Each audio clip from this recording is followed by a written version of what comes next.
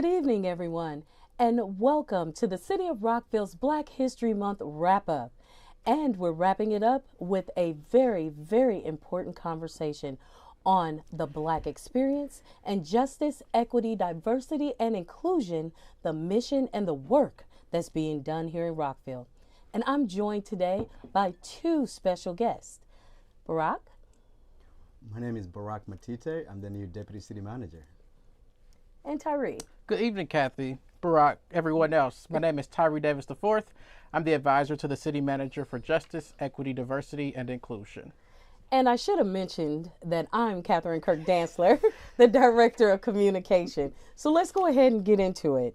The one thing that we mentioned at the top was justice, equity, diversity, and inclusion. What exactly, Tyree, does this mean? Because you are the very first advisor to the city manager for something like this. So what's the mission? What's the work? Yes, it's to ensure that all of our community members feel seen, heard, and valued. We know that governments in the past haven't always done that, and with the recent killing of George Floyd, Ahmaud Arbery, Breonna Taylor, the uptick in AAPI hate, a lot of government started to focus in on the inequities of the past, and we're doing just the same. So we want all of our community members that live, learn, and earn in Rockville to feel seen, heard, and valued. And Barack, with you being the new deputy city manager, I know you came from Kansas, Eudora, Yes. right? Yes. Justice, equity, diversity, and inclusion officers or advocates, right? Yes.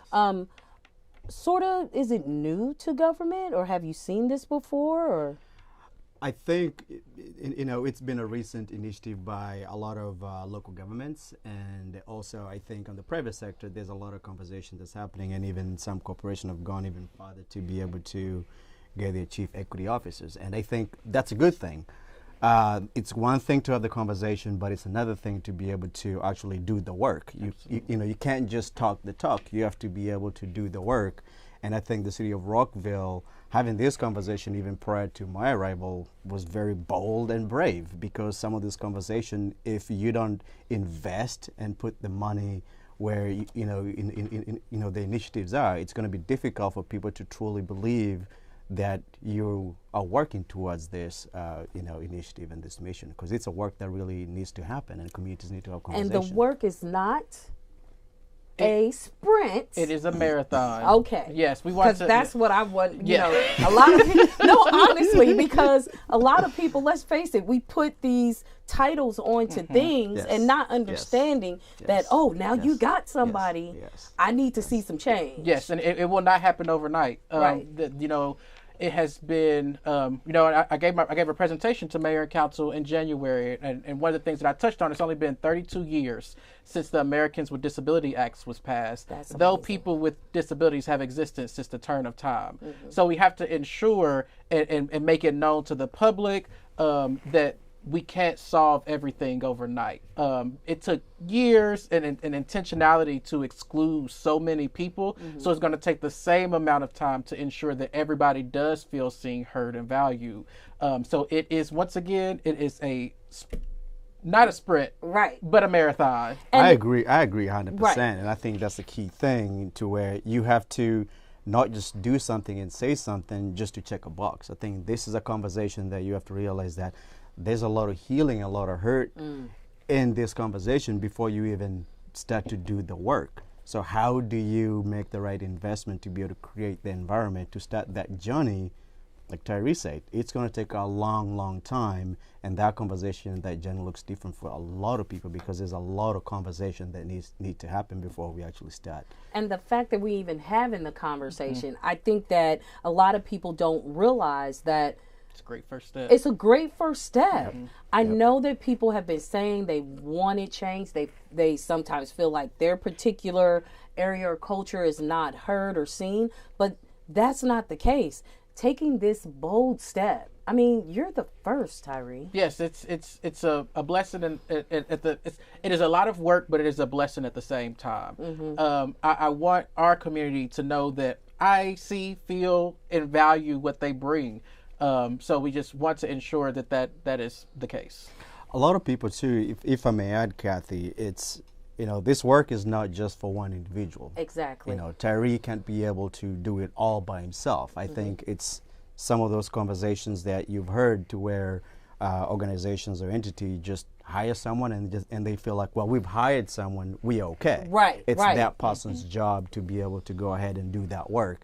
This it's a conversation and it's work that everybody needs to, be a part of. Absolutely. Because if we don't Help him. help him Right. and have him help us to be able to create these spaces to have some of the conversations that need to happen, we are not going to truly have the conversation that we really need to have. And I will also say it's all more than just us as a government entity. We represent 70,000 people Wow. in a county of the largest county in Maryland. So it is going to be on us as an organization to lead it, but we need the community as a whole to also take part and lead that charge as well.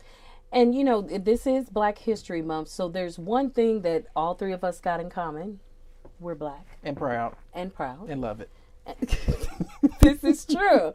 And the one part of the conversation I want to turn to is the Black experience. And the fact that my experience is not your experience. Your experience is not mine. Absolutely. So forth and so on. And one thing, Barack, you are from Kenya. So when did you come to America? So for me, my journey to America started when I graduated high school in Nairobi, and then I came to America. And I think some of the conversation that I think you're leading to is when you look at Black, people in general, society assume that you all are the same, and this is not the case for me. So coming in to America, I think it was a shock, because what you're faced with early on is you're pushed into a box. Society wants to define you. So you're given forms, it tells you select your race. Coming from an environment where the concept of race was not there, and now you come into a new environment and Right. you have to pick a box or check a box. What am I supposed to pick? If I see black, white, that's color. That to me, that's color. And it was so difficult trying to understand what America was all about, and then on top of that, trying to understand the black experience of what was growing up in America as a Black person. Right. So I found different communities and people that were able to educate me, because I am different things, and I have to be comfortable with that as an immigrant, as a Kenyan, as a Black American. Those are some of those things that make me who I am, and I think that's a complexity that someone has to juggle coming into the society, and Right. sometimes it's tough to do that. Yeah, and I think that there are nuances between the what the Black experience is as well. You will have a very different experience as a Exactly. Black woman in America Right. than Barack and I. But we also have our own intercultural issues as well, something that the three of us can relate to. We are darker skinned Black people. Yes. Which and lighter skinned Black people have what we call colorism in our community, where society prefers lighter skinned people. Yeah. So there are nuances that I don't think that everyone always understands as a whole. And to be Black is not monolithic. It isn't Right. everybody's. It's Barack alluded to, everybody's experience is not the same. Now, are there things that all three of us can relate to as being Black people? Of course. Absolutely. But that does not mean that the three of us always agree on everything all the time. And you just tapped on something that really has been a hot topic for some, and it's colorism. Because like you said, we are three dark brown Black people. And I know growing up as a Black woman, sometimes my beauty was defined the fact that I'm dark skinned. So maybe I'm not pretty, or because someone's light skinned. Like my family is made up of a melting pot of Blacks, meaning that you got me, who's the dark skinned person, and then you got my sisters who are the hazel eyes and brown, the what they say, the paper bag test. Yes, the one drop so rule. there is one thing that I had to learn as a Black woman, that it didn't matter. It didn't matter that I was darker than my sisters. I am still Black, beautiful, I am all that. And that's that. And that's what they say, all that in a bag of chips. Yes. That was me. And I let them tell you any different. And I wasn't going to let them tell any Yes. different. And as we talk about like the similarities with you, I hate to even use this word with you, Barack, but I am going to have to do it. It seemed a little like you were privileged. Like you came to America and you was like, I don't see color. I don't see color. And me and Tyrese look sort of giving you the side eye like, what you mean you don't see color? And Kathy, I think that's a key thing when you're coming in. It's you don't know what you don't know. So what you may consider as a privilege, to me, it's just me being me. And I think that's the challenge to where, you're coming in to America, and all you want to do, at least for me, was I just wanted to be Barack, but it was just you're pushed into a box, and then there's all these different layers of what society is trying to define who you are, and then there's the realities of America. So those are some of the things that you have to juggle and you have to battle within yourself, and then some people end up being okay, and some people might not end up being okay, because sometimes that denies you from being who you are, and then you end up morphing into something else to be able to fit in. Right. And I think that's where people may end up losing their identity, and it's tough. It's tough. It's definitely tough. And I'm going to ask that we keep it on the 3-shot, because I want the whole conversation for us to be seen, so that you can understand that we're all in this together. And like, we really want to have this conversation because, number one, let's bring the humanity to government, right? Because a lot of people feel like, for example, you're the deputy city manager. Is it taboo for you to even have these conversations? I don't think so. I think we as a city are ready to have these tough conversations and experience this. And Tyree, what I know that in all of this, community allyship is key. Yes. So how does that look? What can we, how does that even happen? What do the people need to know? Yeah, I think it's engaging in these sorts of conversations. Barack made an excellent point. You don't know what you don't know. Right. And we as a society don't want to go into things that make us feel uncomfortable. But I will tell you, as a black man that is from Kansas City, Missouri, don't talk about my little hometown. I love it. But we are always in the news for what is my opinion, the wrong reasons. Oh, yeah. So I think that we just have to, ensure that community allyship, and everybody that knows me knows that I love a quote. To be an allyship is a verb and not a noun. You can't say that you did one thing or voted for one person and say that I am now an ally. It's constant. It's always moving. It's more than just declaring it on your Facebook page or your Instagram on TikTok. Yes. That you an ally. It's actions. Yes, and you're always challenging the status quo. As a diversity practitioner, anytime that I have a thought in my mind, it always goes to, well, why am I thinking this? Because why I am a diversity practitioner, I have some of the same beliefs, or some of the same beliefs are ingrained in me because I was raised in the same place as we were. Right. Yeah, so I think that we just have to ensure that it's everybody that is included in this conversation. And something Kathy, he said, the diversity practitioner. That's a new phrase. Yeah. Well, is it? Is it? Because I'm going to let you know right now, like, I knew these things needed to happen in a government, but, Tyree, I'm learning so much. Like, you just said diversity practitioner. I'm like, oh. Am I going to ask him about it? I think I am. Because if I'm thinking about it, others are. Yes. So, I mean, that's the open conversation that we want to have. And I'm sorry, I didn't mean to cut you off. But when you said that, I was like, oh, my. Love that word. He is a practitioner, and he's an in-house expert. Okay, and there you go. I think him and what we're trying to do and what he's leading is how do you create these safe spaces to be able to have the conversations that we need to have. And I think that's very critical, because if you don't create the spaces for us to have some of this conversation, we can't really start the work.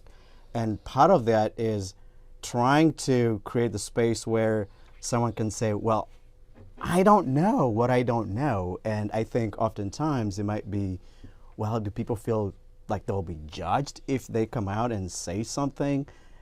And I think that's where we have to create those spaces so that someone can be able to come out and say, look, I don't know. I don't know. I don't know. I don't know. Yes. I don't know. And be okay with and be that. okay. Yes. And whoever is in the room can say, you know what, it's okay to know. It's okay. Absolutely. And I think that's what we need to do. Right. And I think that's what the work Terry is talking about. And I will tell you, you as someone, and I think that you are all resonate with this.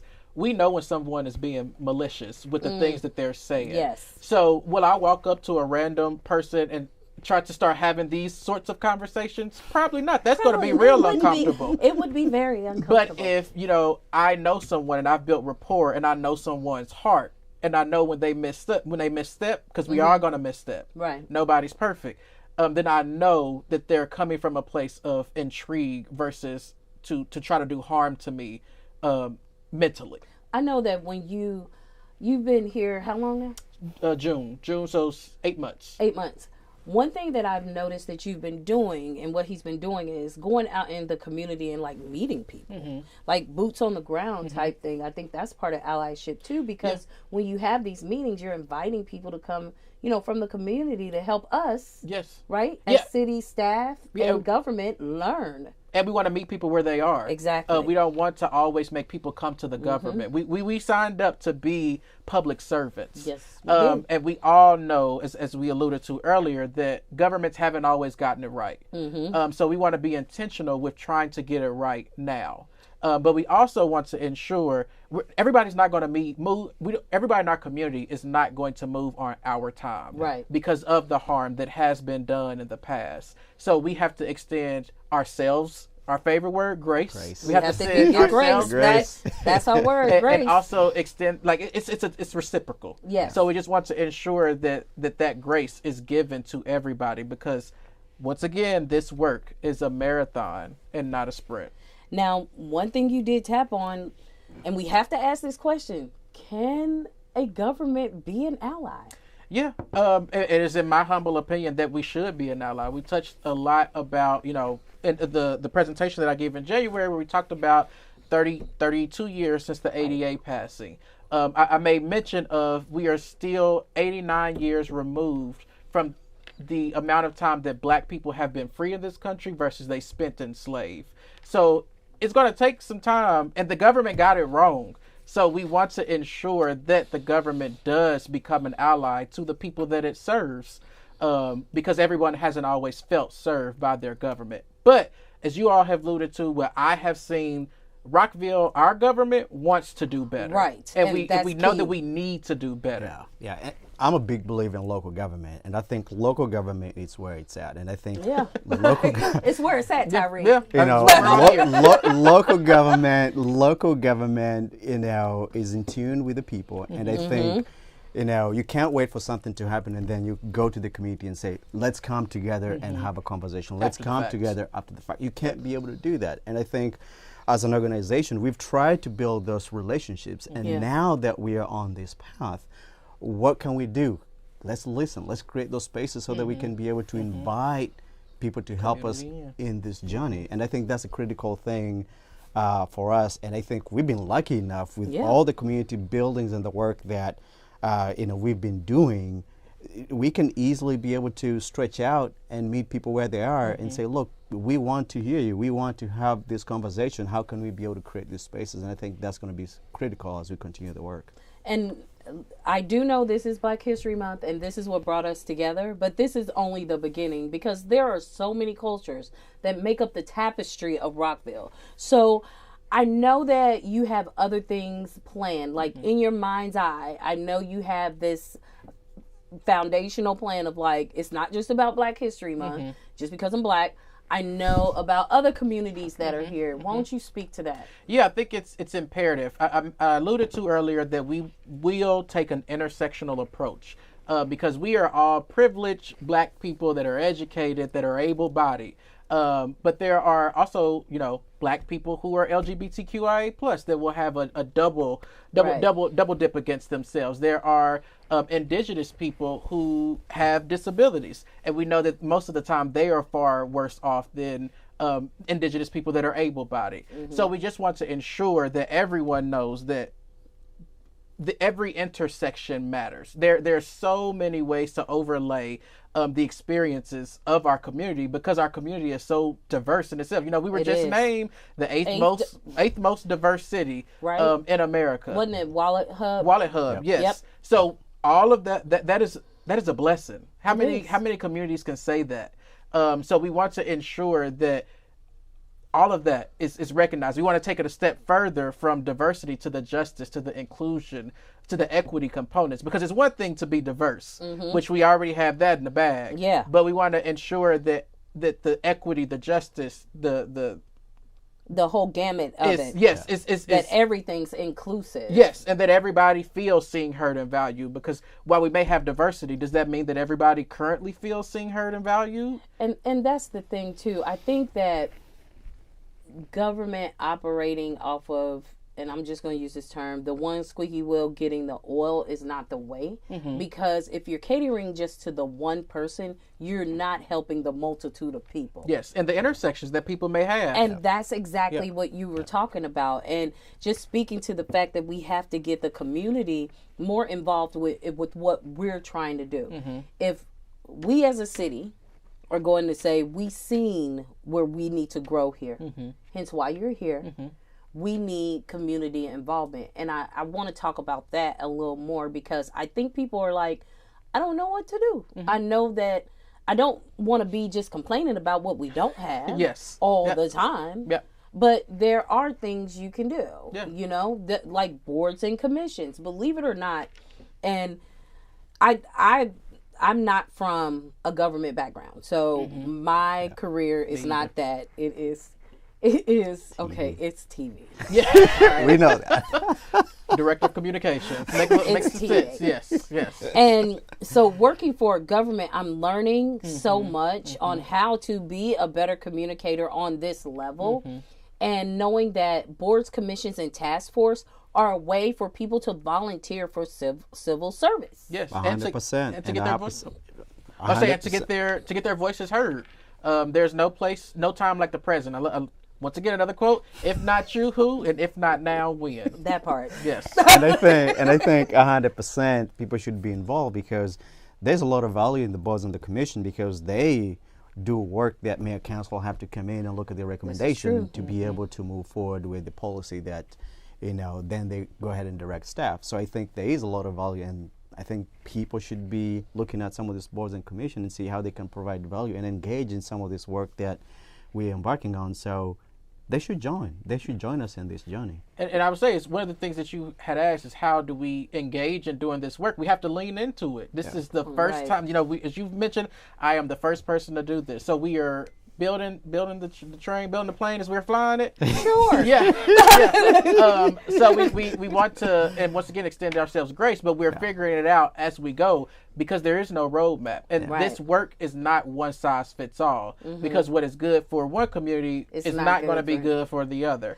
I agree with that 100%, and I just want to echo that. You know, our journey will be different from each and every community, and I think for us, you know, we have to look internally as much as we're doing externally. So internally as an organization, what do we need to do? What are some of those things that we need to be able to, you know what, let's work on the definitions. Let's work on where people are internally for us as an organization before we go out and start preaching this, this work. Absolutely. So we are taking that in our mirror and saying, what are some of those things that we need to look at internally to be able to, one, meet our people where they are, and then create safe spaces so that we can be able to have some of this conversation, to be able to create brave spaces for people to be vulnerable, for people to be, kind enough to be able to listen to each other, and then start doing some of those work with each department, to where are there some of the things, policies, or things in our books and codes that we may need to look at because they need to change because of historically what they've been able to do and what that has resulted in. And I think that's the work that we are going to do internally, but what do we need to do first, because we can't just start this journey running if we haven't created those safe spaces to actually reflect, heal, and then start doing the work. And that's the hardest thing, though, is anytime change is hard by nature. Yeah, It's hard 100%. by nature. 100%.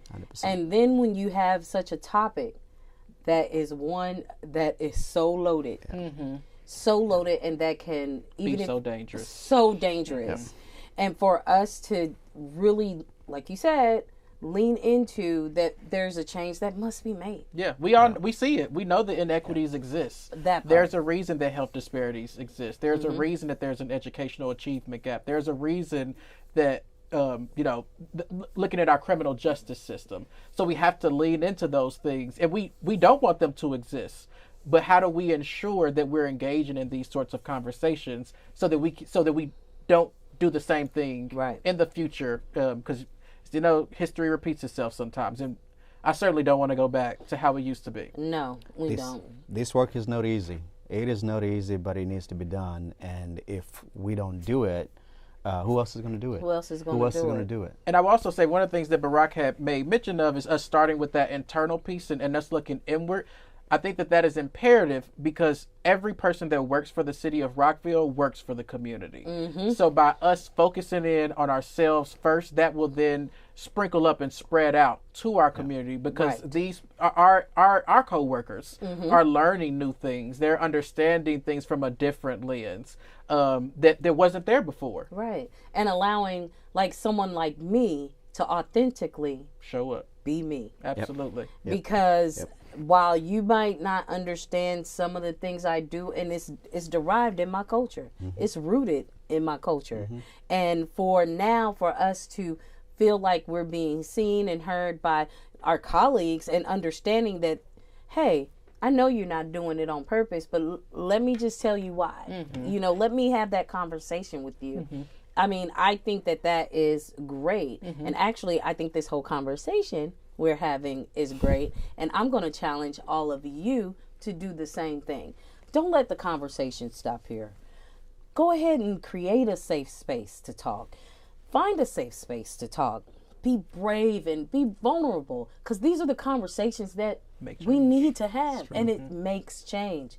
And also, you can be part of helping us create the change. Go ahead, try to see if there's a board, a commission, or task force that you want to be part of. It's easy to do. All you have to do is go to rockvillemd.gov/board and sign up. Take a look. Find out what's available there. I know that this conversation is not going to stop once we sign off here, and I hope yours doesn't either. But I want to thank you for joining us, and I want to thank Barack. Thank you, Kathy. And I want to thank Tyree for being here. Thank you, Kathy. And thank all of you. So, until next time, Rockville.